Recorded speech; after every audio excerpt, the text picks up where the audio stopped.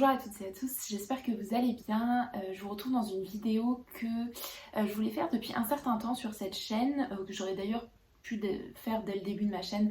Ça aurait peut-être été un peu plus simple pour que vous appreniez un peu à me connaître entre guillemets en termes de goût littéraire. C'est une vidéo sur ce que j'aime et ce que je n'aime pas en littérature, ce que j'aime lire, ce que je n'aime pas lire, ce qui va plutôt m'attirer au premier regard et des thématiques sur lesquelles je n'aurais pas tendance à me pencher. Voilà, j'ai essayé un peu de réunir tous ces goûts en une vidéo qui va peut-être être un petit peu brouillon. Enfin, j'ai essayé d'organiser la vidéo de manière à ce que ça soit la plus claire possible pour vous, mais je pense que je vais probablement m'éparpiller un petit peu. Voilà, donc c'est une vidéo à visionner si vous voulez un petit peu savoir ce que j'aime en littérature, même si vous me suivez sur cette chaîne ou sur Instagram, je pense que vous avez déjà une petite idée.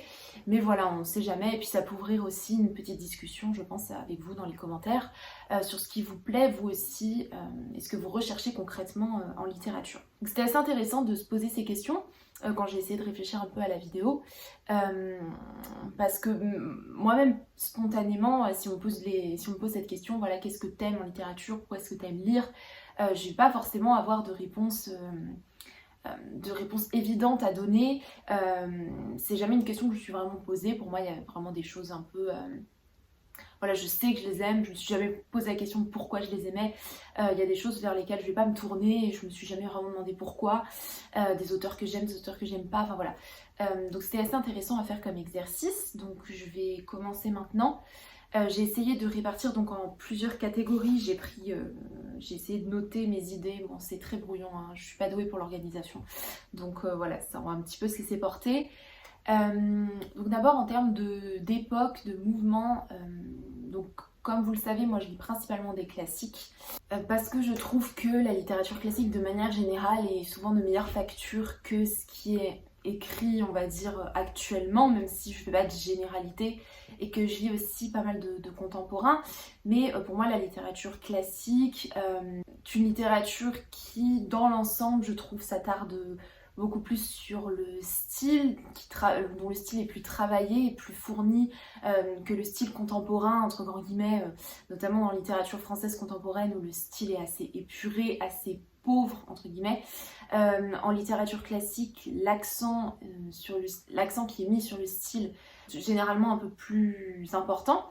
Voilà, et ce que j'aime aussi avec la littérature classique, c'est l'intemporalité et le fait d'être capable de s'identifier, de se retrouver dans des personnages, dans des situations, dans des époques qu'on n'a pas connues et qui pourtant nous parlent en fait, et de voir que le destin d'un auteur, d'une autrice et de ces personnages qui ont vécu il y a 2 siècles, qui n'avaient absolument rien en commun avec nous, sont encore capables de nous toucher aujourd'hui, c'est quelque chose qui me plaît énormément. Au-delà de l'aspect historique, on se transporte dans une autre époque, c'est vraiment le point de vue de l'expérience que je trouve très intéressant dans les classiques, qui évidemment n'est pas le même dans un contemporain, mais c'est assez normal de ce point de vue-là. C'est pour ça que la littérature contemporaine que je préfère, c'est la littérature étrangère, parce qu'on retrouve aussi cette distance et en même temps proximité qu'on va avoir avec des classiques qu'on n'a pas forcément dans la littérature contemporaine française, qui n'est pas une littérature dans l'ensemble qui me plaît beaucoup, même s'il y a des exceptions, par exemple Annie Ernaux. Mais Annie Ernaux, c'est parce que son expérience de femme me parle justement et pour laquelle j'arrive à trouver des points communs. Voilà, mais il y a d'auteurs contemporains français que je lis pas du tout, peut-être à tort, hein, mais qui me plaisent, qui ne m'attirent pas parce que j'ai l'impression de ne pas retrouver un petit peu ce côté intemporel qu'on trouve aux classiques. Voilà, et je trouve aussi qu'il y a une profondeur dans les classiques dans l'ensemble qui est inégalée. Une profondeur esthétique, une profondeur morale, une profondeur philosophique qu'on retrouve pas forcément aujourd'hui. Voilà, c'était la minute boomer. En ce qui concerne les époques, les mouvements, parce que je lis des classiques mais je lis pas tout type de classiques non plus, moi je lis beaucoup de classiques entre le 19e et le 20e, sans surprise j'ai envie de dire, parce que j'ai l'impression que c'est quand même ce qui est assez courant. Voilà, j'adore le 19e siècle, je trouve que c'est un siècle extrêmement riche, extrêmement moderne en termes de romans notamment, extrêmement inventif, dans lequel pour moi c'est un petit peu, enfin c'est un peu l'apogée de tout ce qu'on a produit en termes de littérature. C'est là où on a ces grands romans que j'adore, ces sortes de romans d'aventure, mais aussi d'une grande profondeur qui nous touche, qui nous transporte. Enfin, je pense au Comte de Monte-Cristo, à la Chartreuse de Parme, pour citer des romans français et des romans étrangers, Léo de Hurlevent, Crime et Châtiment, voilà. Ce type de littérature, pour moi, fait du 19e siècle vraiment un siècle exceptionnel. Et j'aime beaucoup le 20e, parce que le 20e, c'est un siècle assez important, décisif dans la conception qu'on a actuellement de la littérature. C'est un siècle de bouleversement, c'est un siècle où on a cassé tous les codes littéraires, que ce soit au théâtre avec l'absurde, en poésie avec le surréalisme notamment, le roman avec le flux de conscience, les romans un peu, le nouveau roman aussi. Enfin, c'est vraiment un siècle de bouleversement littéraire qui s'inscrit beaucoup dans leur époque, puisque le 20e est aussi, notamment, enfin pas que du point de vue européen d'ailleurs, du point de vue mondial est quand même un siècle de bouleversement. Je trouve que la littérature rend très bien, la littérature du 20e dans l'ensemble rend très bien ces bouleversements historiques de ce siècle, et j'aime la diversité du coup des mouvements qui découlent de ce siècle. Quand vous lisez Proust, quand vous lisez Duras, quand vous lisez Camus, quand vous lisez Colette, vous avez vraiment l'impression de lire des époques extrêmement différentes. Et c'est vraiment ce que j'aime dans le XXe siècle, c'est cette diversité littéraire et cette liberté qui se dégage un petit peu de ce siècle, puisque les auteurs, les autrices vont remettre en question la littérature, vont questionner l'idée même de littérature. C'est ce que j'aime beaucoup dans le XXe. A contrario, j'aime pas trop la littérature du Moyen-Âge. Bon, je dis Moyen-Âge, c'est très vaste, hein, évidemment, mais tout ce qui est romans médiévaux, chansons de gestes, poésie du Moyen-Âge, poésie de cour, c'est vraiment pas quelque chose qui m'attire, que je connais, enfin d'ailleurs c'est aussi un siècle, non pas un siècle, une époque que je connais mal, mais c'est pas une littérature qui m'attire, qui me parle. Alors pour le coup, je vous parlais de cette distance / proximité des classiques, j'ai vraiment l'impression d'un grand éloignement avec le Moyen-Âge, et de façon générale c'est pas une période historique qui me plaît beaucoup, puisque j'aime beaucoup l'histoire, et j'aime beaucoup lire des livres qui s'inscrivent dans une période historique précise, mais pour le coup le Moyen-Âge c'est pas du tout une période pas vraiment une période qui m'attire, que je trouve pas forcément très intéressante, même si je sais que j'ai tort de ce point de vue-là.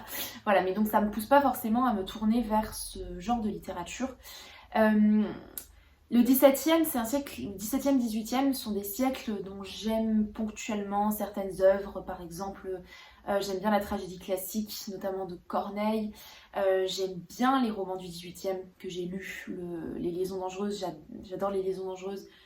Jacques le Fataliste, c'est un livre que j'ai beaucoup aimé aussi.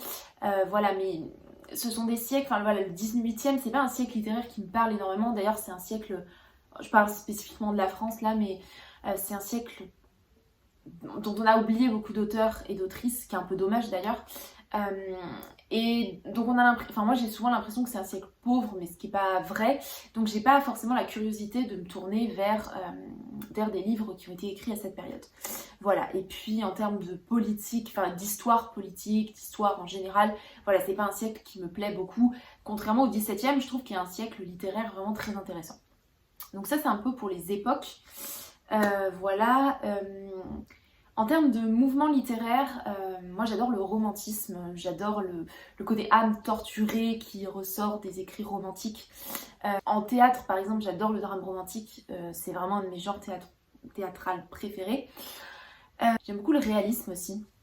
En roman, je pense que c'est mon genre préféré, réalisme et ce qui en découle, donc le naturalisme de Zola, ça me plaît énormément aussi. J'aime bien les réalismes parce que l'intrigue est ancrée dans un cadre précis, un cadre de société, un cadre historique précis, duquel on va tirer des leçons, on va tirer des réflexions, on va suivre des expériences de vie qui sont très intéressantes. Donc ça c'est... Voilà, le réalisme c'est vraiment ce que je préfère.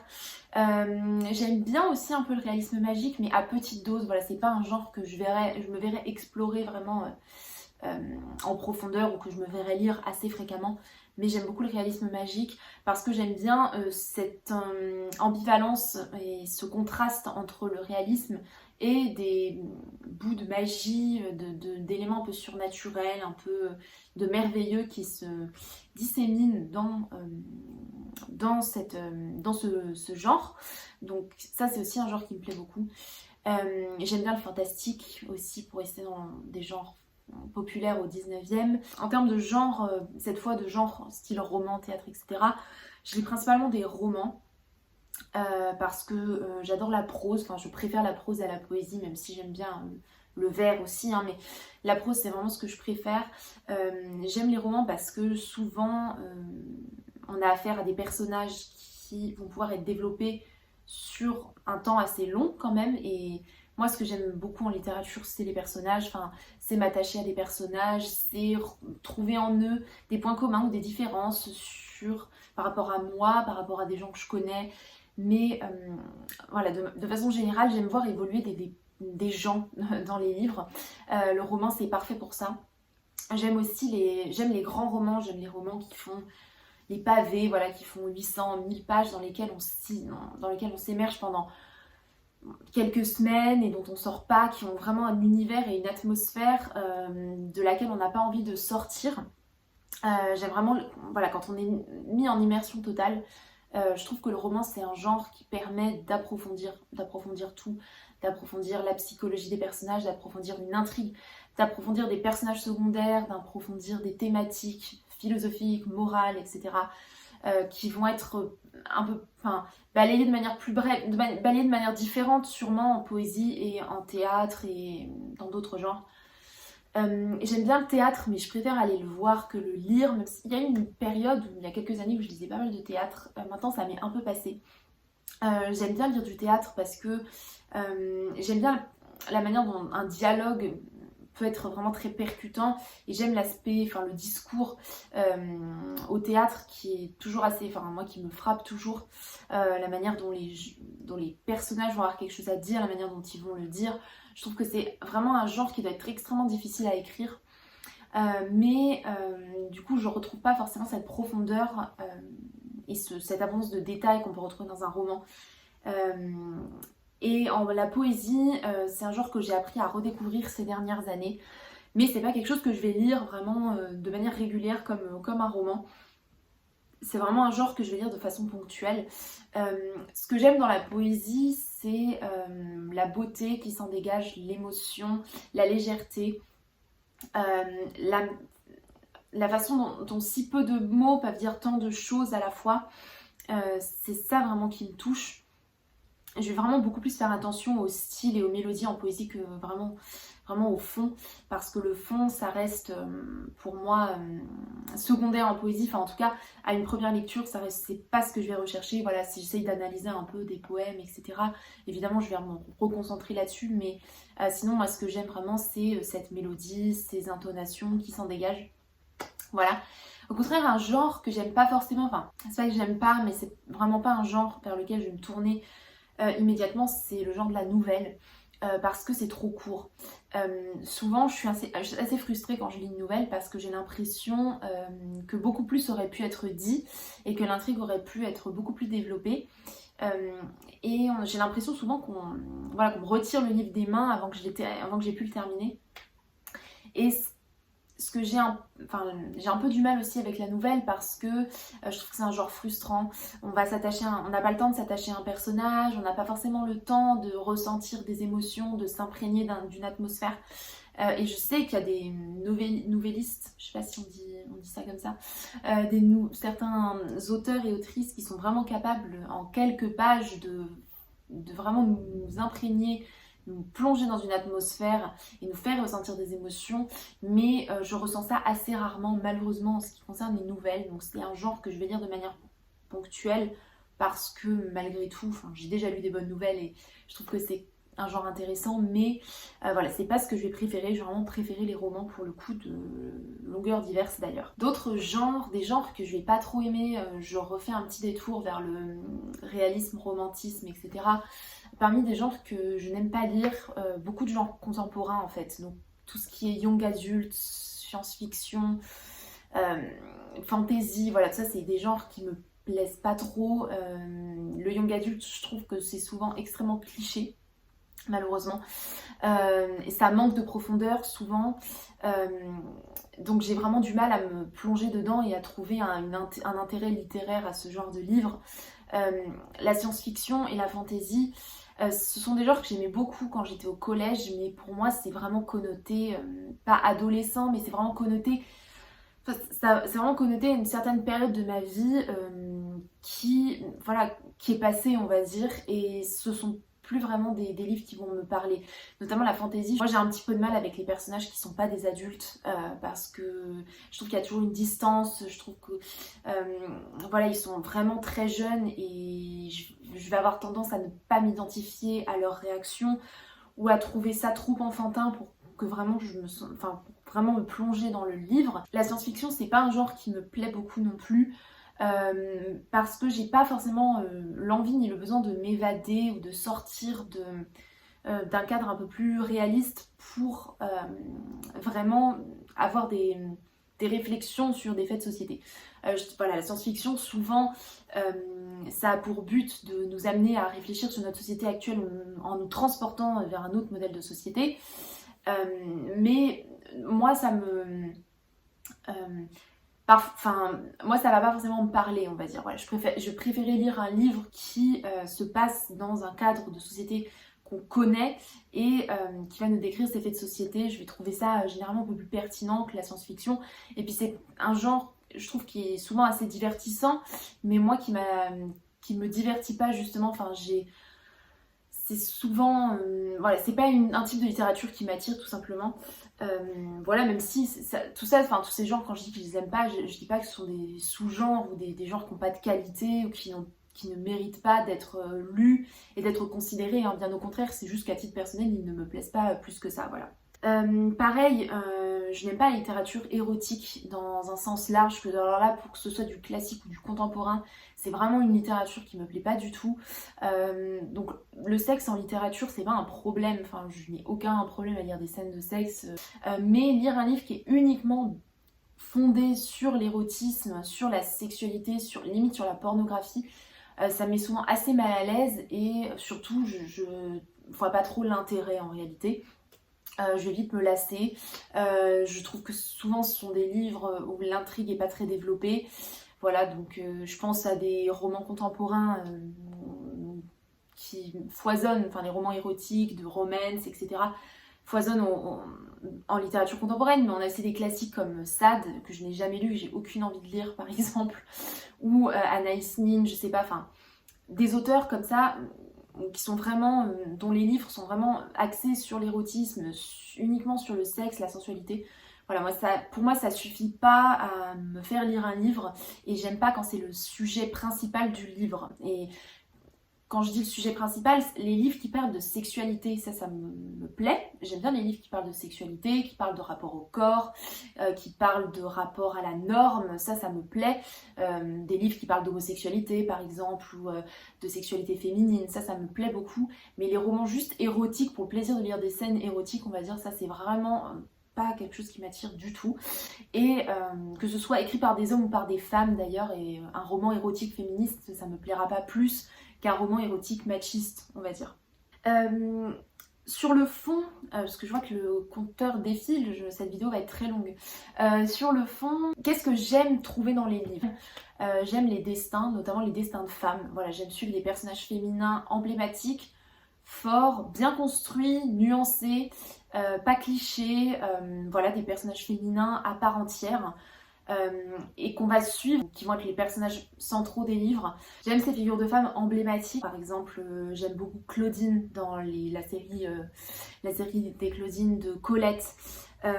J'aime beaucoup des personnages comme la Sainte Sévérina dans La Chartreuse de Parme, qui n'est pas le personnage principal, mais l'un des personnages principaux, et qui a vraiment une vie romanesque, rocambolesque, qu'on va suivre vraiment dans tout le roman. Cette année, j'avais adoré lire Compartiment de femmes d'Anita Nair parce que les personnages féminins dans ce livre étaient extrêmement bien construits, étaient extrêmement intéressants. J'aime beaucoup Thérèse Desqueroux de Mauriac aussi comme personnage féminin, Médée, enfin voilà. Des personnages féminins emblématiques et bien construits et nuancés, qui sont pas des saintes mais pas non plus des femmes horribles, voilà. Voilà, donc ça me plaît énormément. Mais au-delà de personnages féminins, j'aime suivre des destins de personnages, j'aime beaucoup les romans d'éducation. Ce sont vraiment des romans qui me plaisent parce qu'on suit vraiment l'évolution d'un personnage, généralement son enfance jusqu'à l'âge adulte. Donc on voit vraiment son parcours, la manière dont ses convictions sont amenées à changer, la manière dont il va évoluer. Enfin, je trouve que c'est un genre qui se rate rarement quand même. J'ai rarement lu de mauvais romans d'éducation. Je trouve que ça fonctionne toujours et ça permet vraiment d'analyser un personnage en profondeur.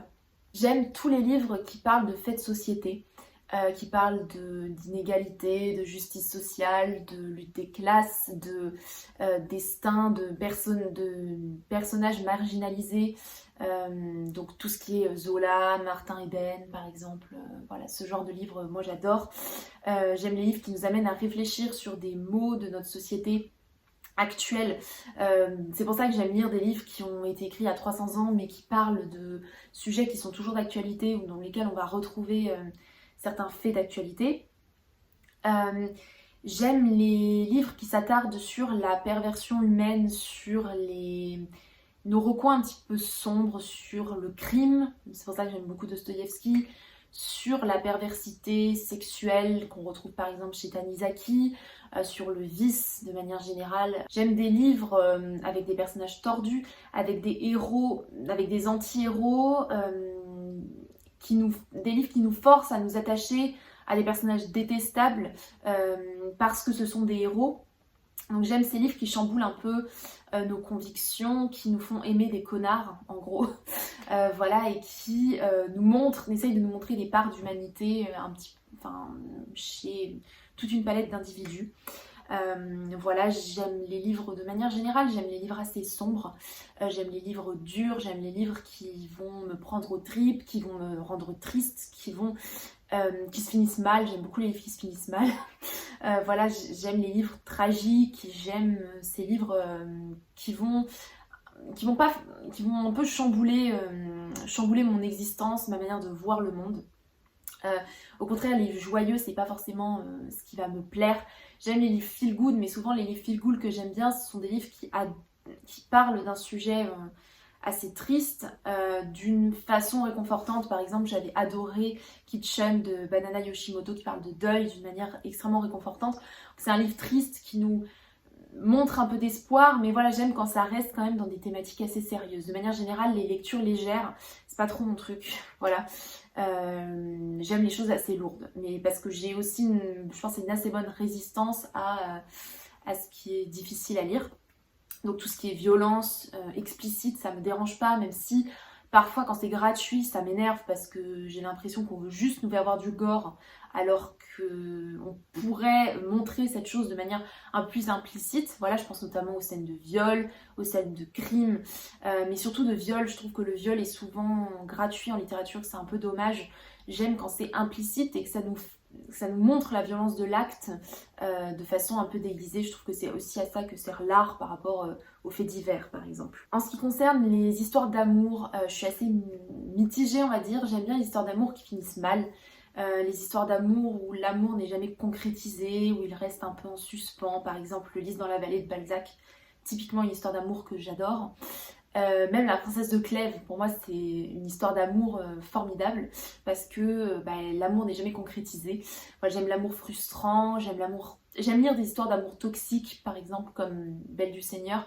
Ces histoires d'amour que je ne désirerais pas vivre mais que j'aime lire en littérature et qui sont pas forcément recommandées, on va dire, à ne pas reproduire chez soi. Et ça j'aime bien ces histoires là. Justement parce que ça me sort un peu de ma zone de confort, moi qui suis plutôt très romantique et très fleur bleue. J'aime bien donc ces histoires qui vont un petit peu chambouler mes goûts personnels. Au contraire, les histoires d'amour larmoyantes qui finissent bien, la romance joyeuse, c'est pas du tout mon truc. Voilà, donc c'est, on va dire, mitigé en termes d'histoire d'amour, mais j'aime quand c'est triste, tragique, que ça finit mal. Voilà, donc bonne ambiance ici. Qu'est-ce que j'aime aussi? J'adore les fresques familiales. Par exemple, j'avais adoré la trilogie du Caire de Naguib Mahfouz. J'adore les romans de John Irving parce que souvent ce sont des fresques familiales. J'aime ces livres où on suit pendant des pages et des pages et des pages, des générations entières. J'avais bien aimé 100 ans de solitude de Garcia Marquez aussi pour cette même raison. Je trouve que les liens familiaux, c'est vraiment, pour moi, c'est un sujet que je trouve très intéressant. Pareil, parce que moi j'ai une famille qui est plutôt unie, on s'entend bien, enfin on n'a pas de problème, on va dire, pas de problèmes familiaux, il n'y a pas de tension ni de secret, etc. Et du coup, j'aime bien lire des livres sur des familles dysfonctionnelles, avec des liens compliqués, avec des réflexions sur la force du lien familial. Est-ce que le lien familial, c'est quelque chose d'irréductible? Est-ce que des convictions personnelles ou des destins qui vont pas être approuvés par d'autres membres de la famille permettent de maintenir ce fil un peu fragile? Enfin, quelle relation conflictuelle on entretient avec des gens qui sont dans notre vie, qu'on n'a pas choisi finalement. Voilà, donc j'adore les fraises familiales pour cette raison. De façon générale, voilà, un type de récit que je vais pas trop aimer, par exemple, c'est les récits de voyage. Voilà, suivre un explorateur qui part faire des tas de voyages, par exemple tout ce qui est Pierre Loti, voilà, ça c'est pas trop mon truc, Robinson Crusoe, ce genre de choses, c'est vraiment pas mon délire. Voilà, donc ça j'aime pas, parce que je sais pas, je relate pas à ce genre de discours, voilà, de partir dans un pays, découvrir une vie. Je préférais découvrir une autre culture à travers un roman, voilà, ça va généralement plus me parler. J'aime tout ce qui touche à l'art dans la littérature, j'aime les personnages d'artistes, que ce soit des écrivains, des peintres, des musiciens. Souvent ce sont des personnages qui sont torturés, qui ont une âme complexe. J'adore le personnage du maître dans Le Maître et Marguerite par exemple. J'adore les femmes qui écrivent. J'adore quand Colette se met en scène en train d'écrire. Voilà, j'adore les personnages d'écrivains. J'aime beaucoup le style des journaux, notamment pour cette raison. Parce que écrivant moi-même, souvent j'arrive à trouver des similitudes avec ces gens. Je trouve que c'est intéressant aussi de voir ce que l'auteur ou l'autrice peut mettre de lui dans un personnage d'artiste. Et j'aime les réflexions sur l'art de façon générale. Par exemple, j'aime beaucoup le portrait de Dorian Gray pour cette raison. J'aime les livres qui traitent de l'esthétique, qui montrent un rapport torturé à l'esthétique. Pavillon d'or de Mishima par exemple, un livre que j'aime énormément. Voilà, et avec un personnage hyper complexe, donc vraiment un livre qui me parle pour plusieurs raisons. Voilà, donc ça c'est des thématiques qui vont me plaire.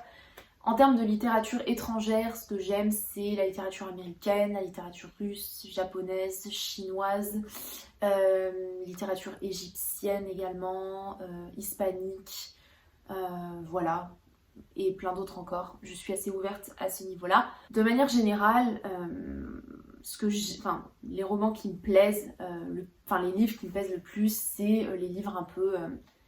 les livres riches, voilà, où il va se passer plein de choses, où on va une sorte de roman total, un peu comme Le Comte de Monte-Cristo ou les romans de Dostoïevski, où on va mêler fiction, philosophie, réflexion morale, péripéties, aventure, voilà, ça, si je devais résumer un peu le type de livre vraiment qui me plaît le plus, voilà, je citerai quelques titres comme les livres de Dostoïevski, les livres de Dumas. Voilà. Je vois que le temps défile, donc je vais essayer de conclure sur le style, puisque là je me suis vraiment étendue sur le fond, etc.